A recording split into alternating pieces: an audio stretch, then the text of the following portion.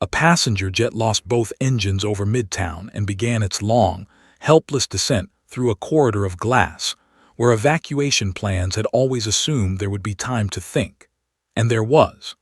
The seven were still being briefed 2 boroughs away when the first live feed caught a bald man in a yellow suit standing on a rooftop that would be gone in seconds, watching the aircraft yaw toward an office tower full of people who had never signed a waiver. He stepped off the edge as if leaving a bus and crossed the distance before the plane could finish breaking apart, placing a hand against its nose and redirecting the entire mass into the river with a single, unhurried motion that left the skyline intact and the cameras with nothing to explain. By the time Homelander arrived to circle the splashdown, the crowd had already turned their phones toward the man walking back up the side of a building without asking anyone for permission. This is only the beginning, and worse is coming. If you're watching this now, you need to understand that what happens next doesn't stay on a single block or with a single team, and you should subscribe before the narrative changes again, because ignoring it won't stop the consequences that follow. A passenger jet lost both engines above a dense downtown corridor and began a terrible, slow drama against gravity that left no room for rehearsal. And people who had always trusted someone in a cape to show up found themselves watching the sky with an ugly, personal kind of fear. The seven were mid-briefing at a vought facility when the feeds lit up with the plane's descent, and the public feed, raw and unscripted, cut to a rooftop where a bald man in a bright yellow suit stood as if waiting for an appointment that had run late. He stepped off the edge without theatrics and crossed the air with a motion that looked like walking, reached the nose of the failing aircraft, and redirected its momentum into the river with a single, unhurried shove that turned a catastrophe into a splash zone and stripped the cameras of their expected climax. When Homelander arrived, flaring through cloud and authority, he found footage already looping of a man walking back up the side of a building and not asking anyone for a medal, and what followed was not a fight but a new problem. The public had seen a hero who did not belong to a brand. Vaught's control room smelled like cold coffee and activated legal pads, and executives who had spent years calibrating the optics of rescue-watched analysts describe a rescue that could not be packaged into a marketable narrative. Ashley Barrett barked into a secure line about damage control and about how appearances now mattered more than ever, while Stan Edgar sat quiet long enough that the silence read as a plan being assembled. The feeds multiplied the image of Saitama with the speed of social media and stripped away the interstitial explanations corporations love to sell.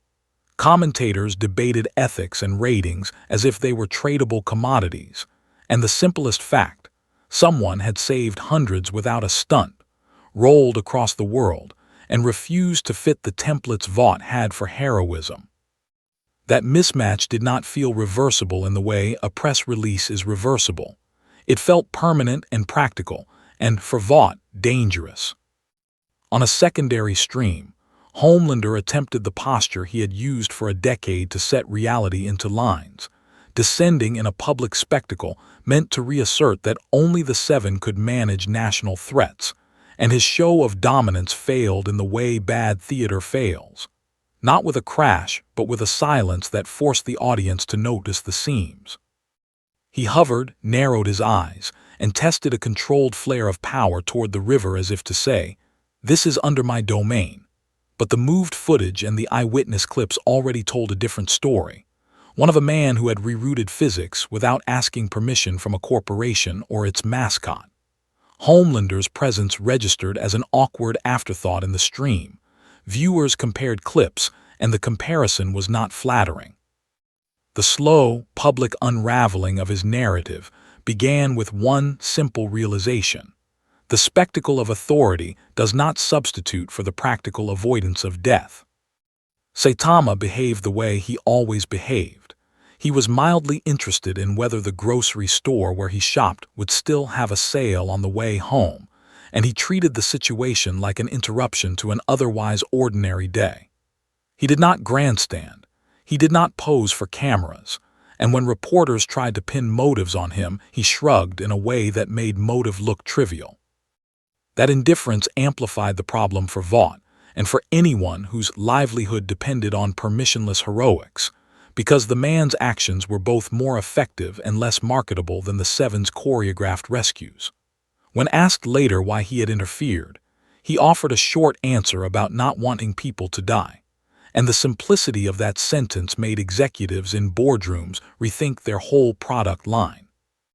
The first named official reaction that mattered came from Queen Maeve, who was at a distance and had the political sense to know optics when she saw them. She went on record the same day with a carefully measured statement praising the civilian rescue while simultaneously emphasizing the necessity of trained, licensed intervention. Her words were a hedge, meant to hold the market steady, and they landed in a public that was already suspicious of hedges. A train in the deep tried to amplify the line with appearances on panels that felt increasingly performative, and the more they ran through talking points, the more hollow the statement sounded next to raw footage of someone who had not rehearsed a single line. Vaught's PR pushed back with internal talking points about jurisdiction and safety protocols, but the talking points read like defenses of a model that had just been proven optional. In the hours after the rescue, the city's emergency services logged an unusual uptick in people posting clips and asking for guidance on what to do if a crash happens. Questions you'd expect emergency planners to answer, not a brand. The municipal coordinator found herself fielding calls asking whether the city would change evacuation messaging to reflect that a man might someday show up without a contact card, and the absurdity of the idea made the bureaucrats angry, then pragmatic. The mayor held a press conference that thanked Vought for its assistance while explicitly asking for an investigation into the identity and capabilities of the civilian rescuer, because public safety demanded answers even when the answers were inconvenient. That request was the first irreversible bureaucratic ripple. Once the city had asked for identification and investigation, the incident was no longer merely exceptional. It was a matter of governance. Homelander, already unsettled by the footage, moved through his denial in a way that made it visible. He first claimed the footage must be doctored and demanded verification, then tried to retell the story live from his vantage point as if that could overwrite raw evidence. The attempts looked reactive rather than authoritative, and people noticed the difference. His next move was to position himself covertly closer to Saitama's known neighborhood in the hope that proximity would restore a sense of control, and the cameras caught Vaught's private jets landing near municipal meetings under the guise of consultation. That combination of private power and public supplication widened the scene into political theater. Governments would now have to answer for how they related to power that did not accept corporate contracts. The irreversible escalation of the first day was not a fight, but a reallocation of perception. News cycles began treating Saitama as a public variable outside of Vaught's ledger, and markets responded with the kind of tremor that makes boardrooms cancel vacations. Investors called, emergency committees convened, and a note went up the chain from a federal liaison suggesting that if a civilian could routinely perform rescues at scale, then the existing framework for licensed heroes needed revision or replacement. Vaught's executive wing, which had profited from that framework for years, authorized a containment of narrative, legal disclaimers, requests for anonymity, an attempt to secure interviews that would frame Saitama as a local anomaly. The problem with trying to contain a narrative in the modern world is that actions are easier to see than arguments. And once the word spread that Saitama's rescues were not for sale, the first structural cracks in the hero economy did not reseal. The park closed with motion already in play. Homelander's team had been ordered to track the man's movements without confrontation. Vought lawyers were drafting emergency reclassification language, and city officials had filed formal requests for a federal assessment of the implications for public safety. Social feeds kept looping the rooftop clip, and small local movements began organizing around the idea of unaffiliated aid rather than branded intervention. Saitama walked away from the riverbank to buy groceries as a crowd that had no legal attachments watched him cross the street, and the world tilted a fraction toward a reality where corporate monopoly over rescue no longer felt natural. By the following afternoon, the incident had already begun to behave like a precedent rather than a miracle, and the city's emergency dispatchers found themselves fielding calls that included a new, awkward question about whether the yellow suit guy would show up if something went wrong again.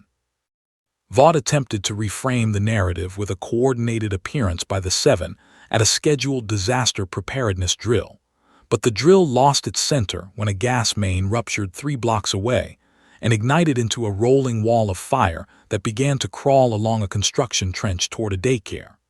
The cameras that had been arranged to capture practiced heroism pivoted toward the actual emergency, and the Seven moved with a confidence that had always been enough, until it was. The deep coordinated water diversion from a nearby canal, while Maeve ordered evacuations. An A-train prepared to ferry children out of a zone that was already turning into a hazard. Saitama arrived without a convoy or clearance, having noticed the smoke while walking back from a grocery run, and he stepped into the trench with the same mild attention he would give a pothole.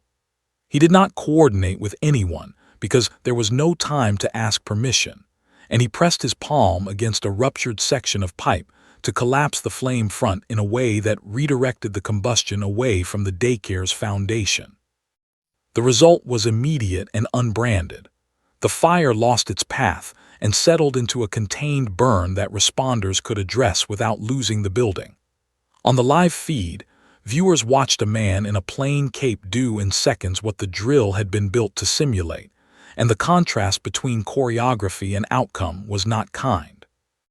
Homelander descended with the intent to assert that the situation remained under license control, and he addressed the scene with a directive that responders should maintain perimeter integrity. His tone carried the familiar confidence of someone used to leading a narrative, and he positioned himself between Saitama and the cameras as if to recenter the story. The move might have worked on a quieter day, but the fire was already receding, and the children were being guided out by responders who had not been hired for the ad campaign. Saitama nodded politely when Maeve thanked him and asked if anyone needed anything else, because the groceries were getting warm. The first confrontation that mattered was not physical but procedural, and it unfolded in front of the cameras as Homelander suggested that Saitama step back to allow trained personnel to finish the job. Saitama agreed in principle and moved a meter to the left, which left the result unchanged and the optics worse, because the trench was no longer a threat and the Seven had not been the decisive factor. Maeve watched the exchange with a professional stillness that hid an uncomfortable recognition. The public could now see that routine intervention by an unaffiliated individual achieved outcomes their team could not guarantee.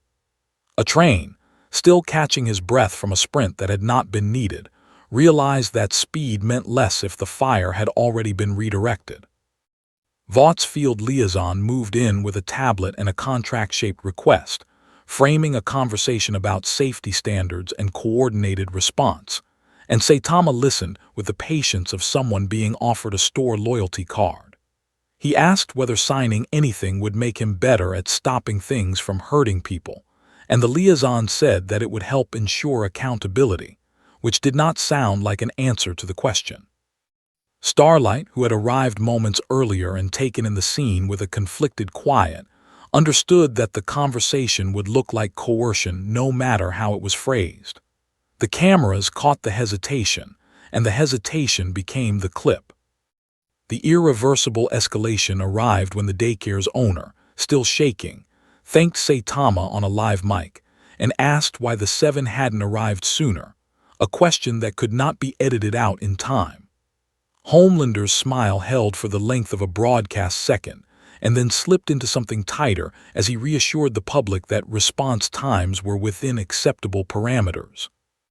Saitama, who had not intended to participate in the exchange, said that he had been nearby and that it wasn't a big deal, and the simplicity of the explanation undercut the calculus of acceptable risk. In the space of a minute, the idea that protection required a brand began to feel optional. Back at Vought Tower, Ashley Barrett watched the clip propagate across platforms and authorized an immediate media response that emphasized the importance of trained teams and the dangers of unsanctioned intervention. Stan Edgar requested a briefing from legal on the implications of a civilian repeatedly outperforming licensed assets in public view, and the answer included the phrase market destabilization. Maeve fielded questions about whether the Seven would partner with independent responders, and her careful non-answer sounded like a concession. The Deep attempted to redirect the conversation toward infrastructure funding and found himself speaking into a void. On the ground, responders finished suppressing the remaining burn while Saitama asked if there was a trash can for a melted grocery bag that had not survived the heat, and the mundane request did more to humanize him than any press tour could have managed. Homelander lingered long enough to be seen, and then withdrew with a promise of a full review, because the next move would have to be strategic rather than spectacular. Starlight watched Saitama leave and felt the familiar friction between what was right and what was required by contract. The liaison logged the interaction as a compliance opportunity that had not yet been secured. As evening approached, a city council committee scheduled an emergency session to discuss the role of independent actors in disaster response, and a federal liaison requested preliminary data on Saitama's activities to assess national implications. Vought prepared a statement about coordination that would be released at dawn, and Homelander requested a private meeting that would not appear on any calendar. The daycare reopened its doors to parents who had seen the fire redirected in real time, and the footage of the trench began another loop, just as the council's agenda went public. By sunrise, Vought had pivoted from reassurance to preservation, because the previous day's clips had done something the company's risk models rarely accounted for. They made competence look ordinary without a logo attached. Ashley Barrett convened an emergency media task force that spoke in the language of stabilization, while legal drafted a framework to classify independent intervention as a liability rather than a public good. Stan Edgar requested projections on subscription churn if unaffiliated rescues continued to trend, and the numbers arrived with a slope that could not be spun into growth. The company's morning statement emphasized coordination, licensure, and accountability, but the words now competed with footage of a man who had quietly redirected a disaster and asked where to throw away a melted grocery bag. City Hall held its emergency session with an attendance that included both municipal leaders and Vought representatives, and the debate shifted from response times to jurisdiction in a way that made everyone uncomfortable. The mayor's office asked whether a civilian who repeatedly prevented catastrophic loss should be subject to licensing, and the question turned a hero economy into a regulatory problem overnight. Maeve attended as a goodwill envoy and found herself defending the necessity of structured teams while acknowledging the optics of recent events, and the tightrope did not hold. A council member requested a federal assessment of Saitama's status as a potential, uncontrollable asset, and the phrase made its way into a memo that would not be easily erased. On the ground, Saitama spent the morning at a laundromat because Smoke had found his cape, and he treated the situation with the same mild inconvenience he would treat a late bus. A local news crew recognized him and asked whether he intended to join any official response organizations, and he said that he hadn't thought about it because he was just trying to get his laundry done. The interview aired between segments on market volatility and traffic delays, and its ordinariness did more to undermine Vaught's branding than any exposé could have managed. Starlight watched the clip from a green room and felt the distance between sincerity and sponsorship widen.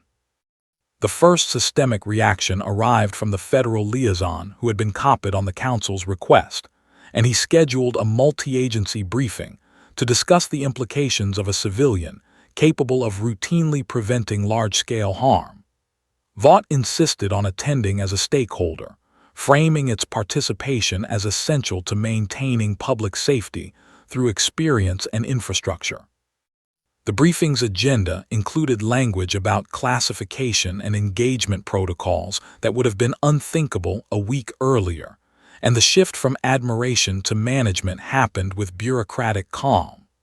Homelander requested a seat at the table and was told that the meeting would be operational rather than performative. The irreversible escalation came when a coastal bridge reported a structural failure during peak traffic, and emergency services began evacuations that would take hours under normal conditions. The seven mobilized with practiced efficiency, coordinating traffic control and preparing to airlift stranded commuters, and the cameras arrived in time to capture the choreography. Saitama, who had been passing through on foot, stepped onto the compromised span and placed his hands against a support that had begun to shear, and the deformation arrested in a way that made the engineers on site blink. He held the structure long enough for responders to clear the most vulnerable lanes, and then he asked whether someone could take over because his laundry would be done soon. Homelander arrived to find the span stabilized and the evacuation already underway, and his attempt to reframe the situation as a coordinated success landed against a timeline that did not agree.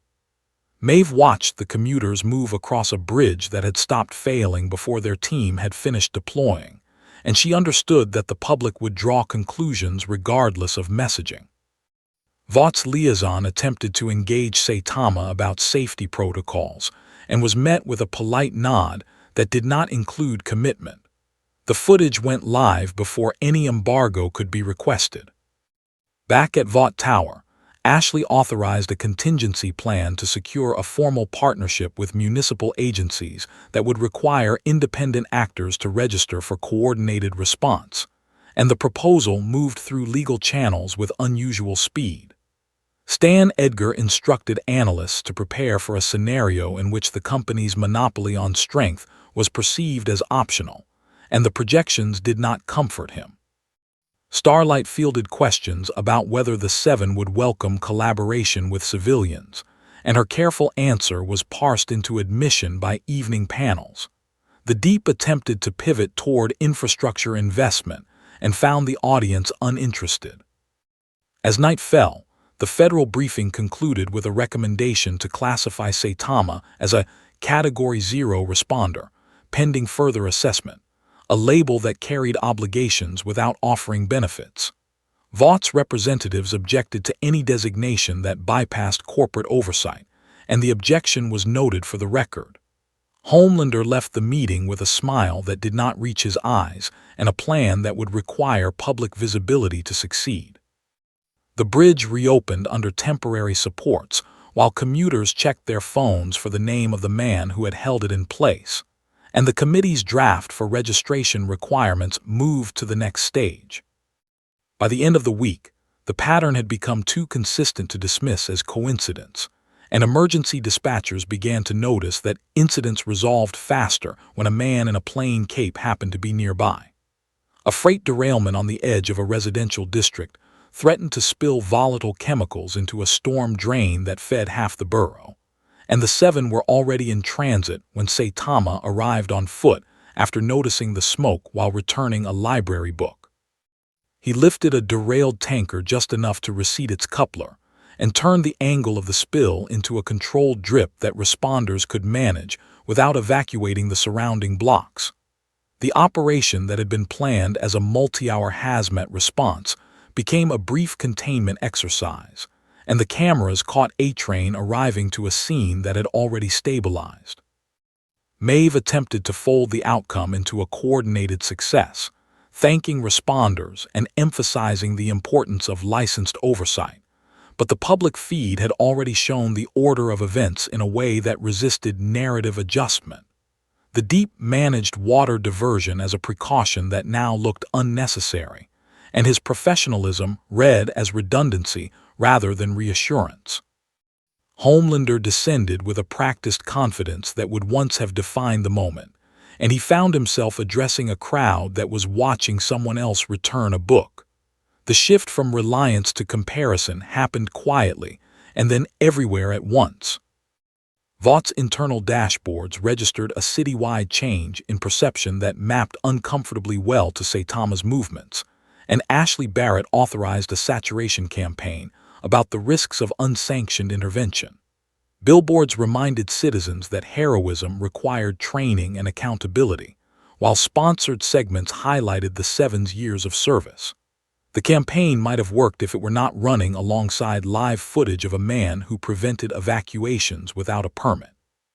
Stan Edgar requested an update on municipal registration proposals, and the answer included a note that several districts were considering volunteer responder networks independent of Vaught's framework. Starlight attended a community meeting in a neighborhood that had avoided a boil water advisory thanks to the derailment's quick containment, and she listened as residents debated whether to invite Saitama to future preparedness sessions. She explained that coordination saved lives, and they agreed in principle while asking why coordination had not been required for the man who had just lifted a tanker. The conversation was polite and devastating because it reframed the Seven as one option among many rather than the only line of defense. Her attempt to redirect toward infrastructure funding was met with questions about access. The irreversible escalation arrived when a downtown hospital reported a sudden HVAC failure during a heat wave, threatening critical care wards that could not be evacuated in time. The Seven mobilized with generators and portable cooling units, coordinating a response that would stabilize the building over hours. Saitama, passing by with a bag of groceries, walked into the mechanical room and reseated a warped turbine housing that had jammed the system, and the airflow returned with a sound that made nurses cry. The cameras caught Homelander arriving to a ward that had already cooled. City services began to adjust in small, practical ways, routing certain calls through municipal channels that did not automatically include Vought as the primary responder, and the adjustment was framed as redundancy until it was.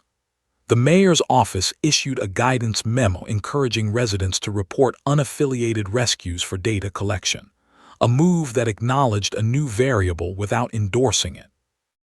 Vaught's liaison requested that the memo include language about coordination with licensed teams, and the request was noted but not adopted. The memo circulated through neighborhood groups that had never before considered themselves part of emergency response. On a live panel, A-Train attempted to explain that speed mattered in ways the public could not see, and the host asked whether speed mattered if the problem had already been solved. The exchange went viral for reasons that had nothing to do with malice and everything to do with timing. Maeve requested a strategy session focused on community engagement, and Ashley approved with the caveat that messaging must emphasize risk. Homelander requested a public demonstration that would reassert the Seven's necessity, and Stan Edgar agreed to consider it. As evening approached, reports of independent volunteers organizing to assist with non-critical evacuations began to surface, and the city's liability office prepared a briefing on the implications. Saitama finished his groceries and took a different route home to avoid a street fair that looked crowded, and a gas line rupture 2 blocks over began to hiss. The gas line rupture began as a sharp hiss that most people mistook for construction noise, and by the time the smell reached the street fair, it had already pooled in the low places where vendors had set up generators and extension cords. Emergency services moved to cordon the block while the Seven coordinated a perimeter that would normally be enough, but the density of the crowd turned every instruction into a delay. Saitama, who had taken the longer route to avoid the fair, stepped into an alley where the line had split and pressed the cracked section together until the flow dropped to a manageable whisper. The danger did not vanish with a flourish. It simply stopped advancing, and responders were able to ventilate the street without a mass evacuation. Homelander arrived to a scene where the threat had been reduced to a technical problem, and his attempt to assume command felt like an echo of something that had already happened. Maeve directed crowd movement with professional calm, but the applause that followed did not belong to the team. Starlight watched the sequence play out and understood that repetition would do what a single clip could not: make the seven look like a backup plan. The public feed caught a vendor thanking Saitama, while he asked if anyone had a spare bag for groceries that had been crushed. Vaught's liaison notified federal partners that unaffiliated intervention was now intersecting with hazardous material responses, and the Department of Homeland Security requested a joint assessment to determine whether Saitama should be classified under existing critical infrastructure frameworks. The language shifted from admiration to management in a way that suggested permanence, and the meeting was scheduled for the same day as Homelander's proposed public demonstration. Stan Edgar instructed legal to prepare for a designation that could bypass corporate oversight, and Ashley authorized a briefing that framed Saitama as a risk multiplier rather than a hero. The irreversible escalation arrived when a cargo ship lost steering in the harbor during a storm front, threatening to collide with a fuel depot that serviced half the city. The seven mobilized with airlifts and tow support, coordinating with port authorities in a response that would normally define the news cycle.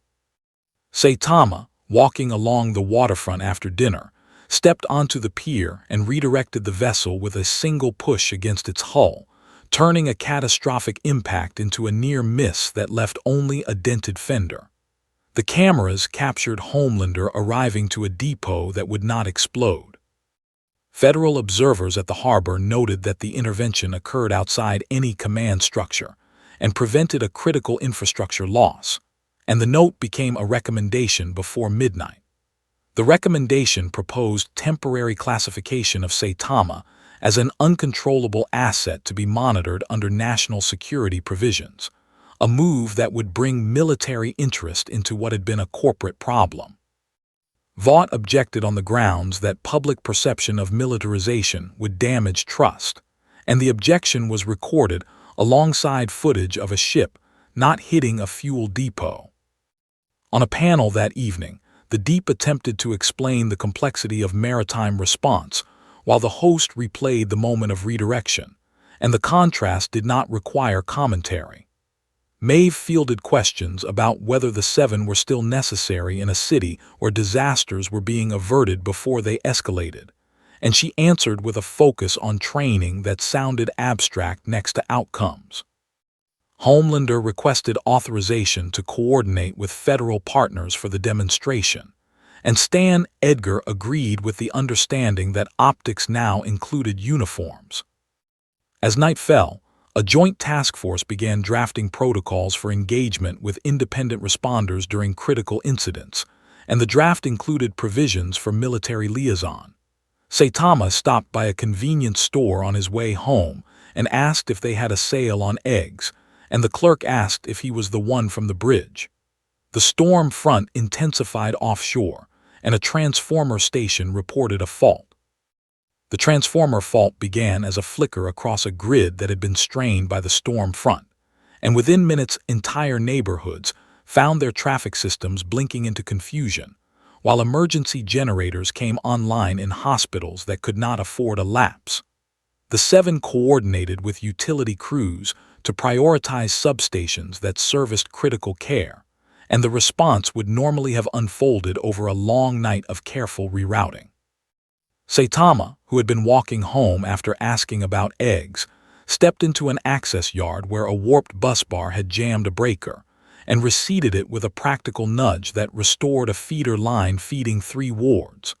The lights returned in a sequence that made the nurses look up from their stations in disbelief. Homelander arrived to a facility already stabilizing, and his attempt to narrate the recovery as part of a broader coordinated effort sounded like an after-action report delivered before the action. Maeve directed additional teams to shore up redundancy while A-Train ferried technicians between sites, and the work was real even if it no longer felt decisive. Starlight watched the public feed show an unaffiliated intervention in a space that had never been part of Vaught's brand, and she understood that the conversation had shifted beyond marketing. The storm continued to push against the coast, and the grid's status lights began to change elsewhere. Internationally, the harbor footage had already been clipped into briefings that asked whether a civilian capable of preventing critical infrastructure loss could be considered a strategic asset, and foreign ministries requested clarification through diplomatic channels. The State Department responded with a statement about ongoing assessment that satisfied no one, and a defense attaché suggested that cooperation might be necessary to avoid misunderstandings. Vaught's legal team prepared a memo arguing that any classification should include corporate partnership, and the memo arrived after the request had been logged. The markets reacted in small, measurable ways. The irreversible escalation arrived when an offshore drilling platform reported a blowout risk as the storm intensified, and evacuation windows began to close with each passing minute. The 7 mobilized with air support and containment teams, coordinating with Coast Guard units in a response that would normally define an international news cycle. Saitama, who had taken a walk along the seawall to get some air, crossed the distance to the platform without ceremony and tightened a warped valve assembly that had been binding under pressure. The risk dropped from imminent to manageable in the time it took a helicopter to clear the skyline. Global feeds captured the intervention before any embargo could be requested, and analysts began to debate whether reliance on licensed teams was still rational in the presence of unaffiliated capability. A joint task force convened with representatives from defense, energy, and emergency management to draft engagement protocols for independent responders, and the draft included language about monitoring and liaison. Vought objected to any framework that did not route coordination through its command centers, and the objection was acknowledged in a meeting that moved on. Homelander requested a public joint operation to reassert necessity, and Stan Edgar agreed with conditions. Back in the city, municipal leaders fielded calls from international partners asking whether Saitama would be available to assist with infrastructure risks abroad, and the mayor's office responded that he was not under contract. The response circulated as both reassurance and alarm, because it implied autonomy where institutions preferred control. Starlight attended a briefing that described Saitama as a Category 0 responder under provisional assessment, and the label felt like an attempt to name what could not be owned. The storm made landfall with a sound that traveled through windows.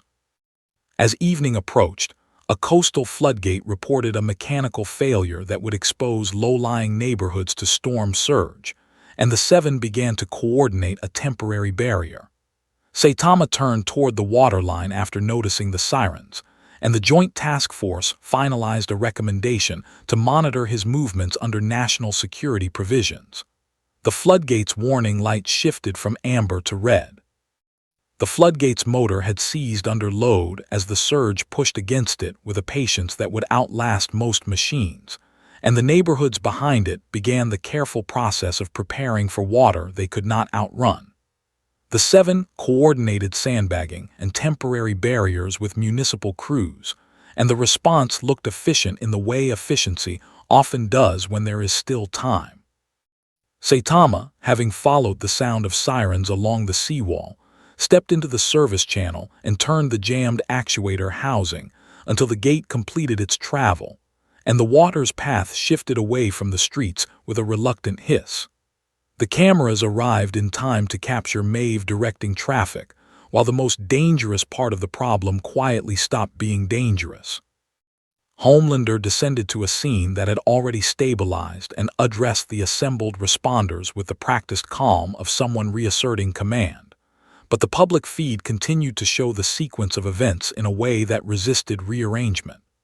A train moved generators into place that were now precautionary, and the deep coordinated water flow with an expertise that looked less necessary than it had that morning.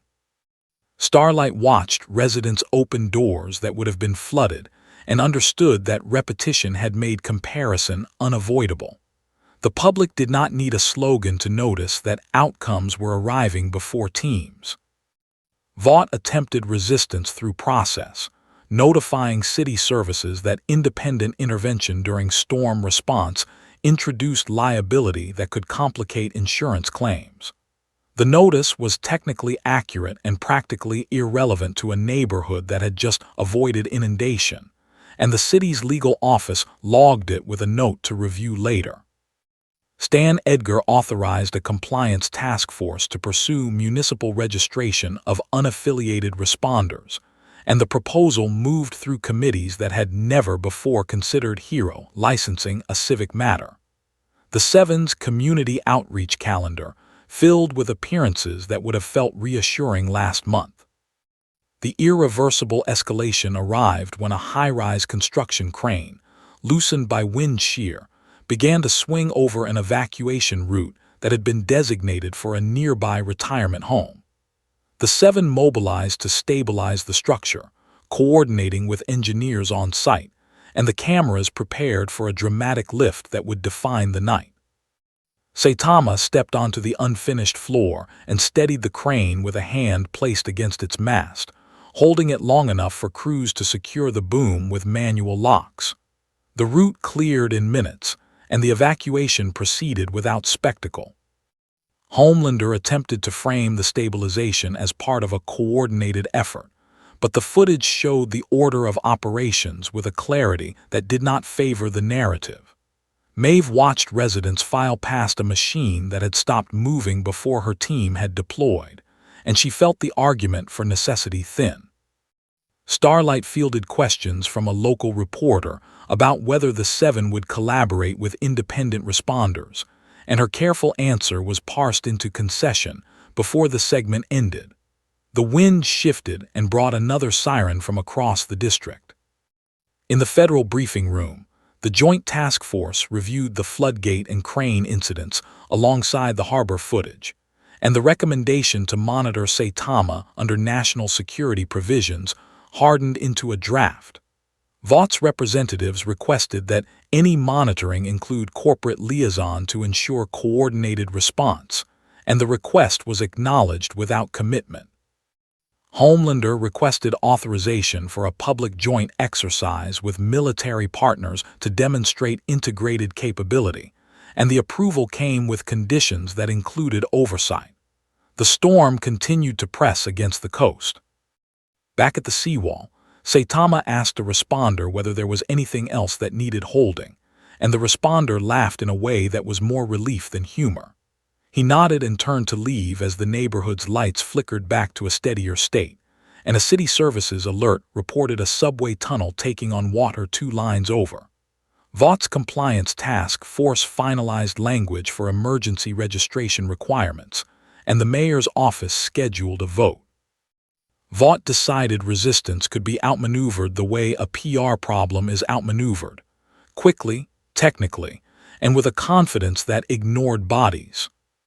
The company announced a pilot enforcement program in coordination with municipal police to register and restrict unaffiliated responders, framing it as a public safety measure that would preserve insurance integrity and reduce secondary hazards.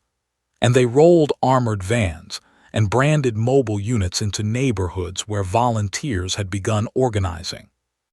Neighborhood coordinators who had been building grassroots casualty prevention networks found themselves facing permits and citations instead of gratitude, and the move looked to many like an attempt to convert rising civic energy into administrative friction.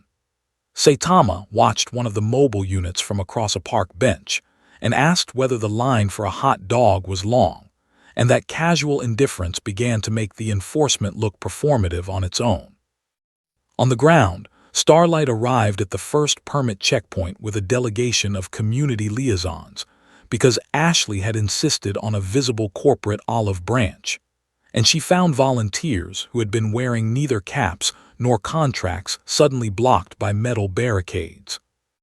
Her calm briefing about coordination sounded thin in the face of a mother who had been turned away when she went to deliver blankets to a shelter that had just lost power. The mother's voice cracked, while cameras logged the contradiction.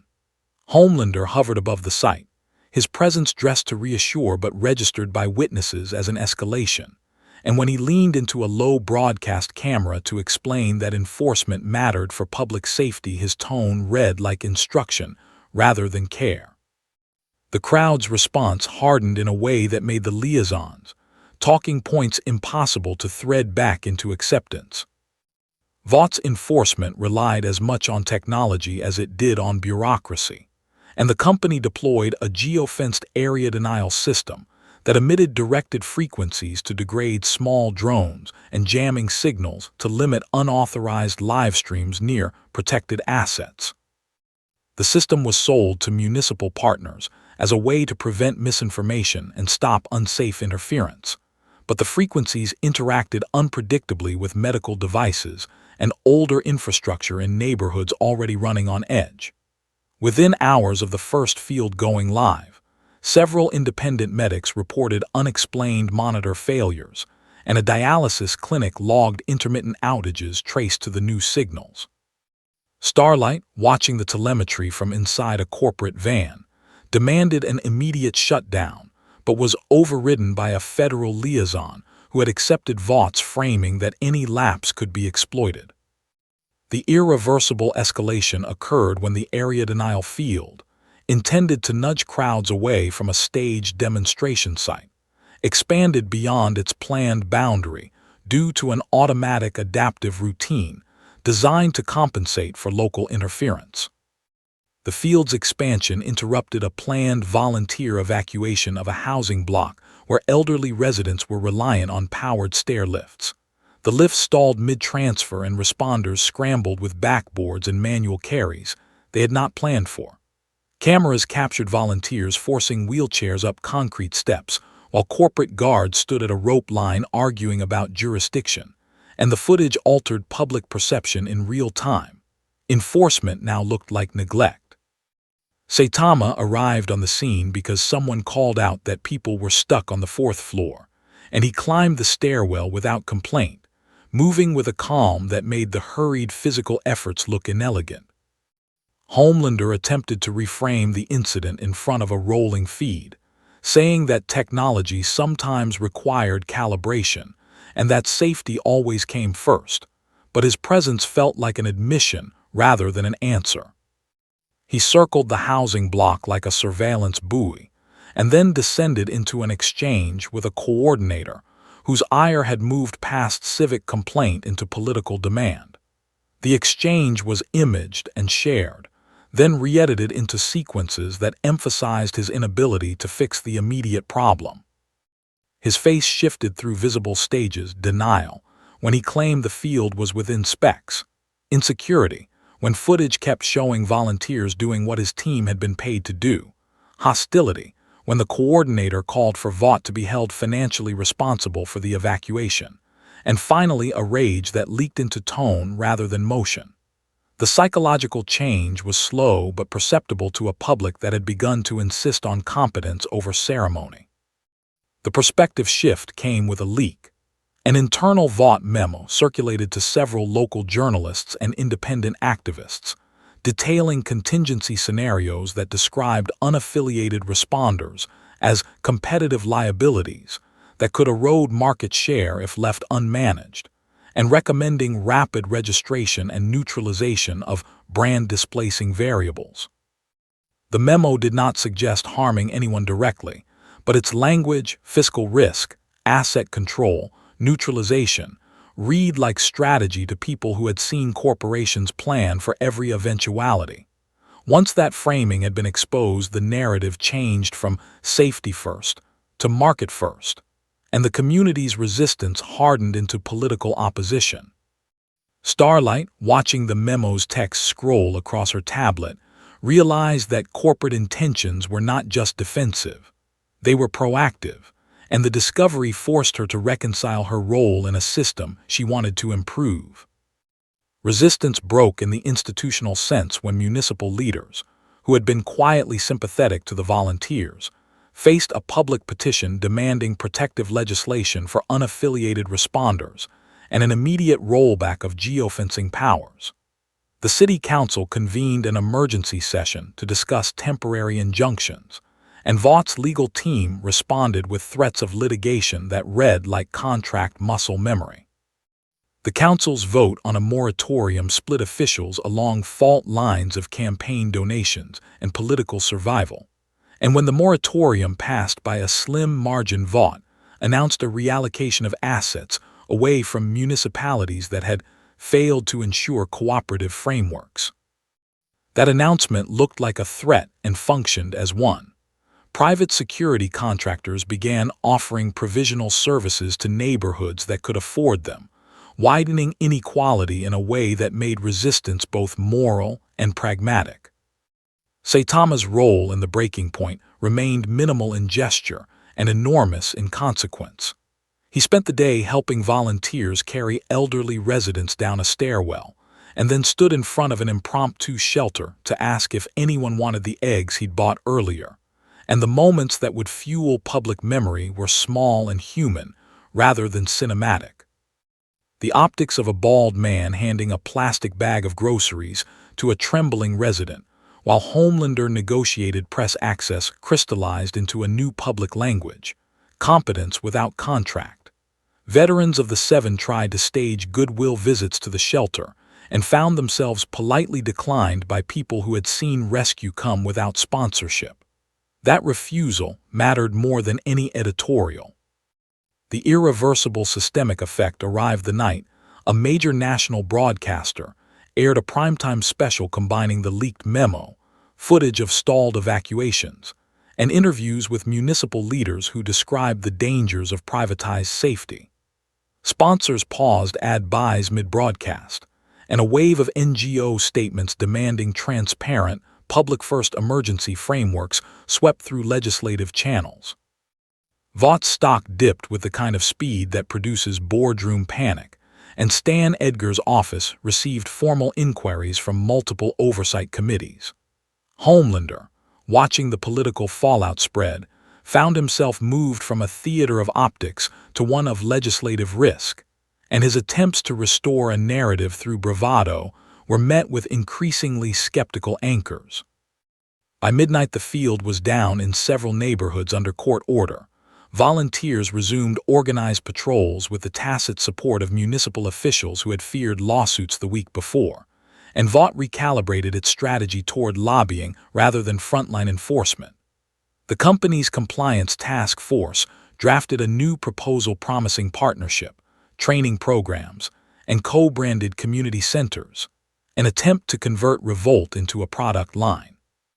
The public, however, had tasted an alternative: ad hoc, unaffiliated rescue that worked without marketing. Saitama left the shelter with someone carrying his empty grocery bag and walked home along streets where small groups were already organizing community response rosters on group chats, and the momentum for decentralized aid had become hard to unwind. The national broadcaster's special did more than dent a balance sheet.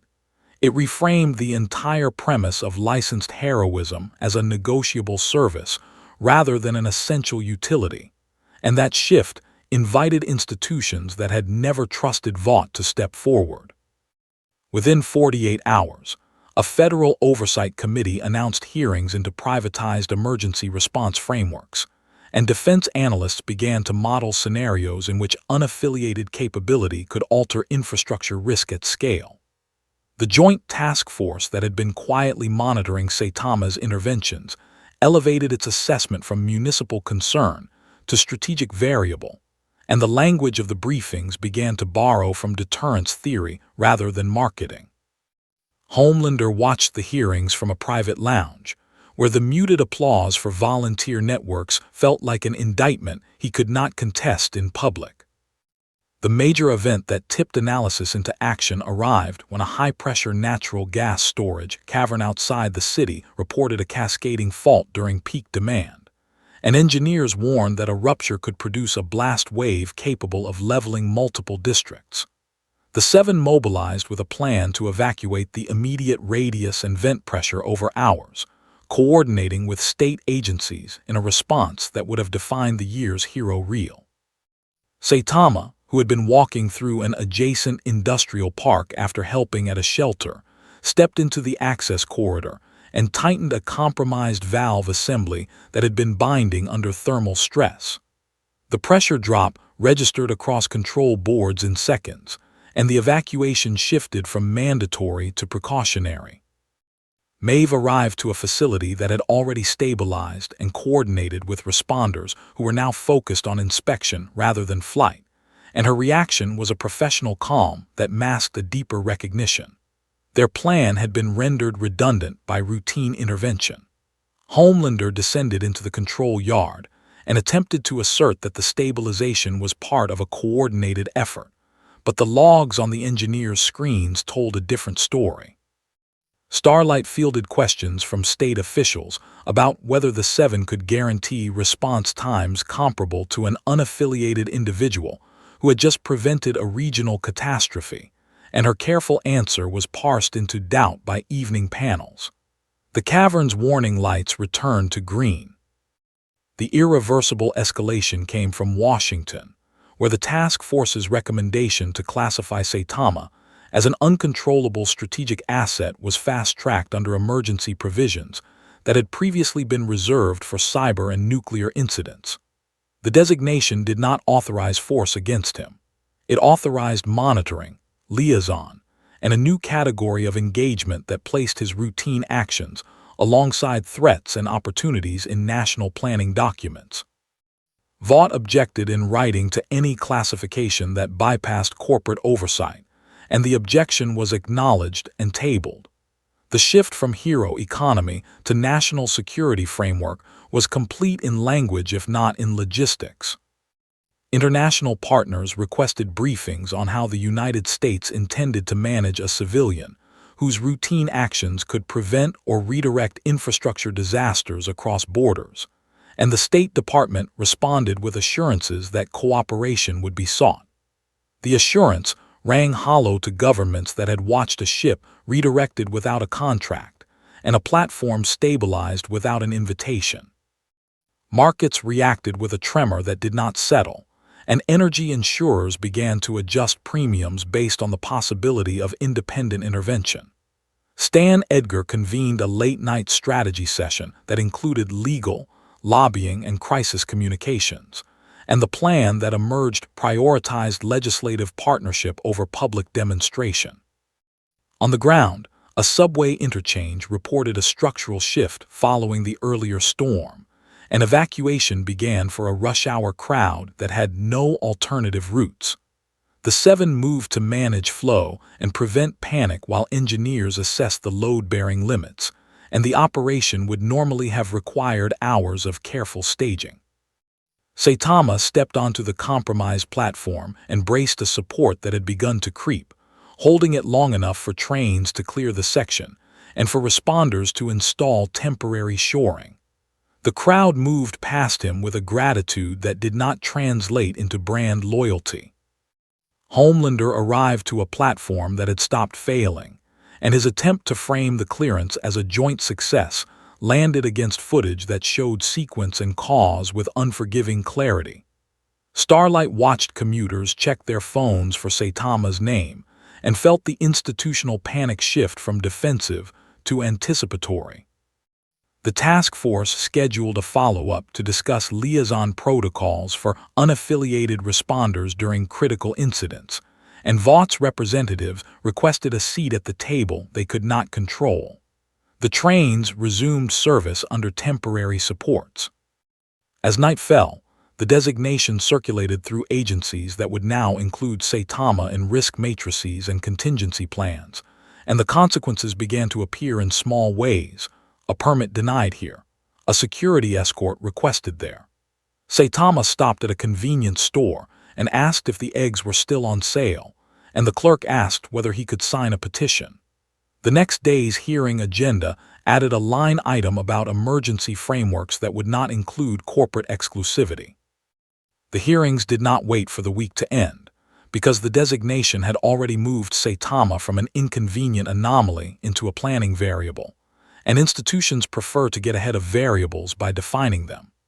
Federal Council outlined a proposed Emergency Framework Act that would create a public responder registry independent of corporate licensing, with provisions for municipal coordination and liability shields for unaffiliated aid. Vaught's lobbyists argued that such a framework would fracture accountability and dilute training standards, and their testimony landed against a backdrop of footage showing stabilized bridges and cooled hospital wards. The room's temperature shifted from debate to decision when a senator asked whether reliance on a brand was defensible after repeated preventions without one. The major event that turned language into loss arrived that afternoon, when a river levee upstream reported seepage during a late storm surge, threatening agricultural districts that supplied the city's food chain.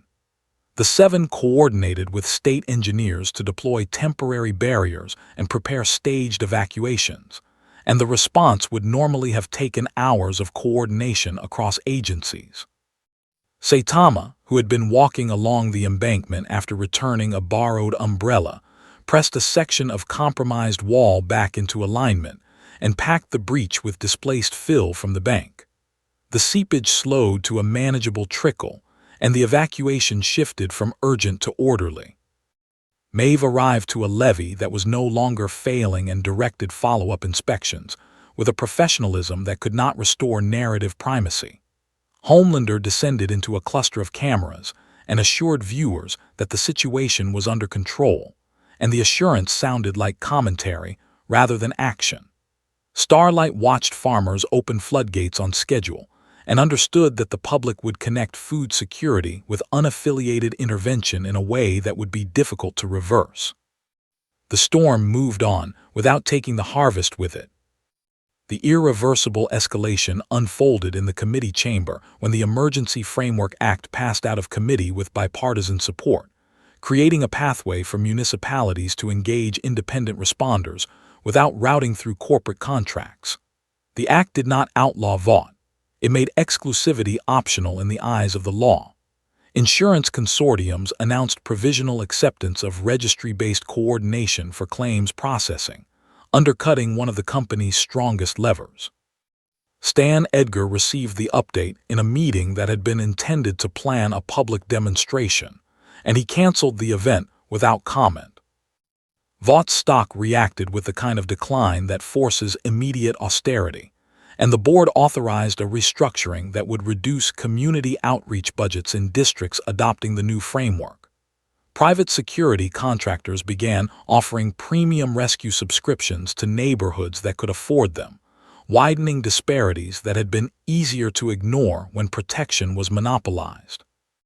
Homelander requested a primetime address to reassert the Seven's necessity, and Ashley approved with the caveat that messaging must avoid confrontation. The address aired opposite a segment featuring volunteer registries filling with names. On the ground, a regional rail line reported a track misalignment following the storm's runoff, and service halted for commuters already stretched by the week's disruptions. The Seven mobilized to manage crowd flow while engineers assessed the shift, and the work was real even if it no longer felt decisive. Saitama stepped onto the ballast and nudged a warped section back into gauge, allowing crews to secure it with clamps and reopen a limited service lane. The first train rolled through under reduced speed as passengers checked alerts on their phones. Homelander arrived to a platform that had resumed movement, and his attempt to narrate the reopening as a coordinated success landed against timestamps that told a different story. Starlight fielded questions about whether the Seven would register under the new public framework, and her careful answer was parsed into possibility by evening panels. The Deep attempted to pivot toward infrastructure investment and found the audience focused on access. The registry's enrollment counter ticked upward. As night fell, Vought announced a suspension of several municipal partnerships pending review, and the announcement read like withdrawal rather than strategy. Municipal leaders who had feared losing services pointed to the registry as a stopgap, and volunteers organized shifts for non-critical evacuations that would once have required brand presence. Saitama stopped by a small market on his way home and asked if they had rice in stock, and the owner asked whether the registry would let him help at the shelter. The levy held through the night. The suspension of municipal partnerships landed like a policy decision and behaved like a withdrawal, and within days neighborhoods that had relied on branded presence began to reorganize around the new public framework with a speed that surprised even its architects. Volunteer registries filled with retired engineers, EMTs between shifts, and building superintendents who knew where the shut-off valves were, and the coordination moved through group chats rather than contracts. Vought attempted to maintain influence through advisory bulletins that emphasized the risks of amateur intervention, but the bulletins circulated alongside footage of stabilized levees and reopened rail lines. Starlight attended a briefing where the term public first response was used without irony, and she felt the institutional center move. The major event that forced the question arrived when a data center that managed regional emergency dispatch experienced a cooling failure during a peak heat spike, threatening to bring down call routing for fire and medical services across multiple districts. The 7 mobilized with portable units and a plan to stage manual triage while technicians worked, and the response would normally have taken hours of careful load balancing. Saitama, who had been passing by on his way to a corner store, stepped into the server hall and reseated a warped coolant manifold that had jammed under thermal expansion. The system stabilized with a sound that made the dispatch floor exhale. Maeve arrived to a facility that had already cooled and directed contingency checks that would now serve as insurance rather than salvation. Homelander descended to a control room where operators were already returning to automated routing, and his attempt to frame the recovery as a joint effort sounded like commentary on someone else's work. The public feed showed a bald man leaving through a side door, while a supervisor confirmed that the backlog had cleared. The moment did not require editing. The irreversible escalation came from the Oversight Committee, which finalized guidelines allowing municipalities to prioritize registered independent responders during non-hostile infrastructure emergencies without notifying corporate partners. The guidelines were technical and devastating because they removed the last procedural choke point Vought could rely on in routine crises. Insurance consortiums updated their claims language to recognize registry-based coordination as sufficient due diligence, and the change rippled through contracts that had once mandated brand presence.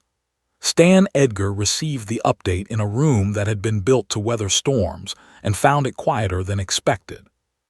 Homelander requested an emergency summit with federal partners to discuss the implications of sidelining licensed teams, and the invitation was accepted with an agenda that included liaison protocols rather than reinstatement. Starlight attended as an observer and listened as municipal leaders described outcomes that had arrived before brand deployment. The Deep offered a presentation on aquatic infrastructure risk that was met with polite interest and no commitments. The summit concluded with a recommendation to formalize communication channels with the registry. On the ground, a residential tower reported a gas leak on a high floor during a heat wave, and evacuation began through stairwells that had not been used at scale in years. The 7 moved to manage flow and prevent panic while responders traced the source, and the operation would normally have been an exercise in coordination. Saitama stepped into the mechanical closet and tightened a compromised joint that had been seeping under pressure, allowing crews to ventilate the line without clearing the entire building. Residents returned to their apartments with relief that did not translate into subscription renewals. Homelander arrived to a lobby that had already reopened, and his attempt to reassure tenants sounded like a postscript. Starlight fielded questions about whether the 7 would integrate with the public framework, and her careful answer was parsed into acceptance by evening panels. Vaught's advisory bulletin about amateur risk circulated beneath footage of a tower that had not been evacuated. The registry's enrollment counter ticked upward again. As night fell, Vought announced a restructuring of its emergency services division, citing evolving municipal preferences, and the announcement read like an admission that control had shifted. Municipal leaders scheduled training sessions for volunteers that would once have required corporate approval, and NGOs offered to fund equipment pools independent of brand. Saitama stopped by the corner store and asked if the rice had arrived, and the clerk told him the shelter had enough for the week. A transformer 2 blocks over began to hum. The transformer's hum turned into a fault report that moved through the grid with the speed of a summer storm, and a downtown financial tower reported a cascading outage that threatened to halt elevators between floors during peak occupancy. The 7 mobilized with backup generators and a plan to stage controlled evacuations, and the response would normally have defined the evening news. Saitama, who had just left the corner store with a bag of rice, stepped into the substation and receded a warped contact assembly that had begun to arc under load. The power returned in a sequence that released dozens of stalled cars and reopened the tower's emergency lighting before the first evacuation order could be issued. Homelander arrived to a lobby that had already steadied, and his attempt to narrate the recovery as a coordinated success sounded like a press release delivered after the fact. Maeve directed follow-up checks with a professionalism that did not restore primacy, while A-Train ferried technicians to neighboring substations as a precaution that now felt like maintenance. Starlight watched office workers step back into lit corridors and understood that the last clean argument for exclusivity had just gone dark. The bag of rice did not spill. The decisive policy change arrived that night when the Emergency Framework Act cleared its final vote and was signed into law with provisions that enabled municipalities to contract public first response through the registry without corporate intermediaries. The law did not ban the 7. It made them optional in routine infrastructure emergencies, and the shift was written in clauses rather than slogans. Insurance consortiums announced immediate alignment with registry protocols, and federal agencies published liaison guidelines that treated independent responders as primary during non-hostile incidents. Vaught's legal team issued a statement of concern that read like a footnote to a new normal. Irreversible loss followed in the market, where municipal contracts that had underwritten Vaught's emergency services division began to sunset under opt-out clauses triggered by the new law. Community outreach centers that had once carried the company's branding reopened as public training hubs funded by NGOs and city grants, and volunteer rosters filled with names that had never appeared on a payroll. Homelander requested a primetime address to reassert the 7's necessity, and the network offered a late slot opposite a panel on public responder training. The optics were not recoverable. On the ground, a regional airport reported a runway lighting failure during an incoming storm, and the 7 coordinated with air traffic control to prepare diversions that would inconvenience thousands. Saitama stepped onto the maintenance apron and reseated a misaligned junction box that had tripped a feeder line, allowing the lights to return before the first reroute could be issued. Pilots confirmed visual alignment and continued their approaches, and the incident resolved without fanfare. The rice stayed dry. Starlight attended the first municipal training session under the new framework and watched retired electricians demonstrate shutoff procedures to volunteers who would once have been turned away for lack of clearance. Maeve visited a reopened community hub and found a bulletin board where the 7's appearances were listed alongside public drills rather than headlining them. The Deep offered to sponsor aquatic safety workshops and was accepted as a partner rather than a necessity. A train ran logistics for equipment delivery that no longer required a logo. Homelander stood above a skyline that had learned to expect outcomes before spectacle, and the progression that had begun with denial settled into a quiet rage that had no target it could publicly strike. Vought restructured again, shifting investment toward entertainment and private security for clients who could afford exclusivity, and the hero economy adjusted to a world where protection could be organized without a contract. Municipal dashboards now included registry metrics alongside weather alerts, and federal briefings treated independent intervention as a planning constant rather than an anomaly. The decisive outcome was not a fight but a reclassification of necessity. Saitama walked home with his rice and asked a neighbor if the elevator was working, and the neighbor said it had started again a few minutes ago. The world did not return to normal because normal had required that strength be sold.